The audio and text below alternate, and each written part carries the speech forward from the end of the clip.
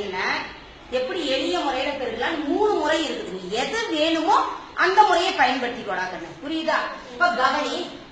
இப்ப இந்த 5 நமக்கு தேவையில்லை. நேற்று ஒரு இலக்கணால எப்படி பெருக்கணும்னு சொல்லி கொடுத்த ஞாபகம் இருக்கா? அதே முறைதான். 3 2 என்ன 4 2 அடுத்தது எதால பெருக்கிக்கணும்? 5 3 5 15 எங்க போடணும்? இங்க போடணும். புரியுதடா கண்ணு? அடுத்தது 4 5 20. இது எப்படி போடுறதுன்ற ஒரு குழப்பம் வரும். நல்லா கவனி. இந்த மூளை விட்ட மாதிரி வருது. அப்படி இந்த டயகனலுக்கு நேரா வரணும். வந்துருச்சுன்னா கரெக்டா வரும். 5 கூட்டினா 6 1 8 2 கூட்டினா 10க்கு மீதி என்னது?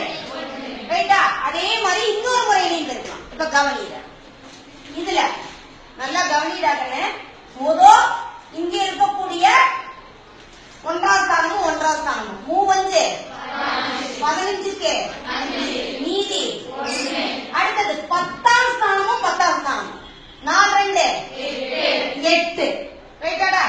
இப்ப நல்லா கவனி. உள்ள இருக்கக்கூடிய 2 எண்ணையும் இருக்கிற 3 2 4 5 26 26 1 27க்கு மிச்சம் 8 2 10. கரெக்டாடா கண்ணு? 2 விடையும் கரெக்டா இருக்கா? அதே மாதிரிதான் அடுத்தது இன்னொரு முறையிலையும் பெருக்கலாம். நீங்க 2 இலக்கம் வந்துருக்குதா?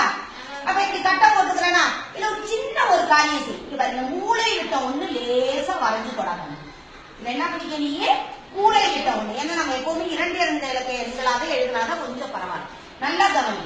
4 2 என்ன 8 0 8 4 5 20 3 2 0 6 3 கொஞ்சம் கூட்டத கரெக்டா கூட்டணும். இப்ப இது இருக்குதா? இங்க கோடு வருதா?